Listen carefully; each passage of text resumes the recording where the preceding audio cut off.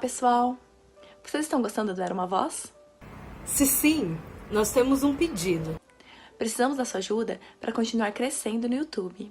Então, por favor, acessem o canal E cliquem no botão inscrever-se logo abaixo do vídeo. e, é claro, continuem comentando, curtindo e compartilhando tudo por aqui também. Muito obrigada por acreditarem nisso. Curtam a leitura. Era Uma Voz. Olá, terráqueos! Tudo bem? No vídeo anterior, eu não me apresentei. Me apresento agora. Sou Juliana Moretti, da cidade de Garça. Bom, hoje vou fazer uma coisa diferente. Não vou trazer o trecho de um livro. Vou trazer, sim, o motivo que fez com que eu me apaixonasse por um livro. Bom, vou dar uma dica. O livro que eu trago aqui hoje, ele é, na verdade, o volume único de uma trilogia de 5. Alguém aí já sabe do que eu estou falando? Ainda não? Bom, vamos tentar outra coisa. Eu trouxe um acessório para me ajudar. Você deve estar se perguntando ou se indagando por que Juliana levou uma toalha para a gravação? Isso não é uma toalha. Isso aqui é um item indispensável para todo o mochileiro interestelar. Agora você sabe do que eu estou falando, não sabe? Ainda não?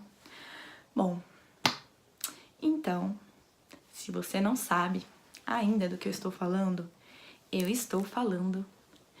dessa obra magnífica que se chama O Guia do Mochileiro das Galáxias, do escritor Douglas Adams. Bom, gente, essa obra é simplesmente incrível, incrível. Como eu disse, esse aqui, no caso, que eu tenho nas minhas mãos, é um guia definitivo, que é um volume único, que foi feito, essa obra, na verdade, ela é uma coleção, e são 5 livros, e aqui foi feita uma compilação, juntaram os 5 livros, e foi feito um único volume. Então, o volume único de uma trilogia de 5. Mas a obra Guia do Mochileiro das Galáxias, a coleção, ela é composta por 5 livros, que são eles: O Guia do Mochileiro das Galáxias, O Restaurante no Fim do Universo, A Vida, o Universo e Tudo Mais, Até Mais e Obrigada pelos Peixes e Praticamente Inofensiva. Bom, o motivo que fez com que eu me apaixonasse por essa coleção de livros foi o prólogo. Um dia esbarrei com esse prólogo e falei: eu preciso desse livro. Eu fiquei ensandecida. Eu falei: eu não posso viver em um mundo que eu não tenha lido essa obra. E aí, comprei. Comprei o guia e hoje eu estou aqui com ele em minhas mãos e vou dividir com vocês o prólogo, que foi o grande causador de tudo isso em minha vida, dessa paixão avassaladora. Então, vou dividir com vocês esse momento. Já aviso que tem algumas palavras um pouquinho difíceis aqui, então pode ser que eu me enrole um pouquinho. Então, eu já peço desculpa para vocês de antemão, mas darei o meu melhor. Mas estou portando aqui da minha toalha, como os terráqueos dizem, e estou confiante de que ela vai me dar uma forcinha. E vamos então ao que vim fazer aqui. Muito além, nos confins inexplorados da região mais brega da borda ocidental desta galáxia, há um pequeno sol amarelo e esquecido. Girando em torno deste sol, a uma distância de cerca de 148 milhões de quilômetros, há um planetinha verde-azulado, absolutamente insignificante, cujas formas de vida, descendentes de primatas, são tão extraordinariamente primitivas que ainda acham que relógios digitais são uma grande ideia.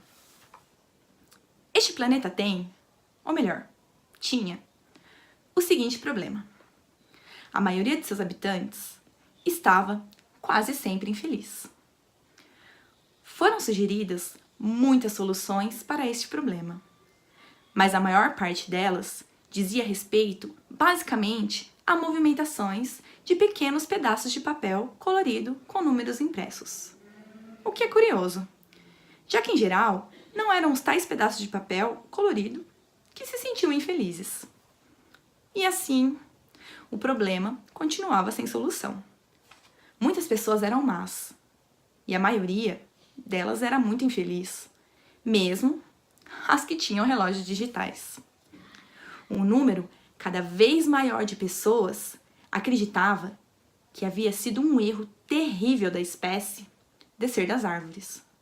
Algumas diziam que até mesmo subir nas árvores tinha sido uma péssima ideia e que ninguém jamais deveria ter saído do mar. E então, uma quinta-feira, quase 2000 anos depois que um homem foi pregado num pedaço de madeira por ter dito que seria ótimo se as pessoas fossem legais umas com as outras para variar, uma garota, sozinha, numa pequena lanchonete em Hicksmanworth, de repente compreendeu o que tinha dado errado todo esse tempo e finalmente descobriu como o mundo poderia se tornar um lugar bom e feliz. Dessa vez, estava tudo certo, ia funcionar e ninguém teria que ser pregado em coisa nenhuma. Infelizmente, porém, antes que ela pudesse telefonar para alguém e contar sua descoberta, aconteceu uma catástrofe terrível e idiota. E a ideia perdeu-se para todo o sempre. Esta não é a história dessa garota. É a história daquela catástrofe terrível e idiota. E de algumas de suas consequências. É também a história de um livro chamado O Guia do Mochileiro das Galáxias. Um livro que não é da Terra. Jamais foi publicado na Terra. E até o dia em que ocorreu a terrível catástrofe, nenhum terráqueo jamais o tinha visto ou sequer ouvido falar dele. Apesar disso, é um livro realmente extraordinário.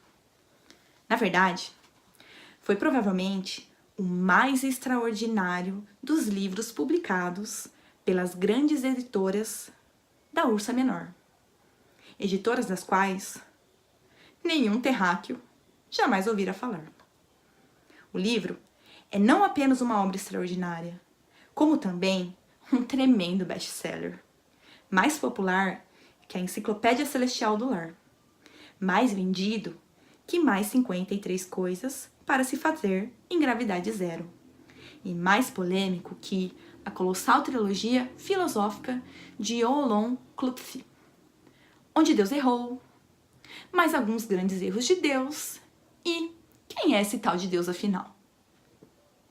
Em muitas das civilizações mais tranquilonas da borda oriental das galáxias, o Guia do Mochileiro das Galáxias já substituiu a grande Enciclopédia Galáctica como repositório padrão de todo o conhecimento e sabedoria, pois ainda que contenha muitas omissões e textos apócrifos, ou pelo menos terrivelmente incorretos, ele é superior a uma obra mais antiga e mais prosaica em dois aspectos importantes. Em primeiro lugar, é ligeiramente mais barato. Em segundo lugar, traz na capa, em letras garrafais e amigáveis, a frase: não entre em pânico. Mas a história daquela quinta-feira terrível e idiota, a história de suas extraordinárias consequências, a história das interligações inextricáveis entre essas consequências e este livro extraordinário, tudo isso teve um começo muito simples. Começou com uma casa. Gente, olha, eu não vou falar mais muito mais, nada além do que esse prólogo já diz, que já foi o suficiente para eu me apaixonar. Só digo, leiam esse livro, se apaixonem como eu me apaixonei, deem uma chance para ele. Merece, merece. Tem personagens fantásticos, é uma viagem extraordinária e vale a pena. Pessoal, um beijo e até a próxima. Terráqueos.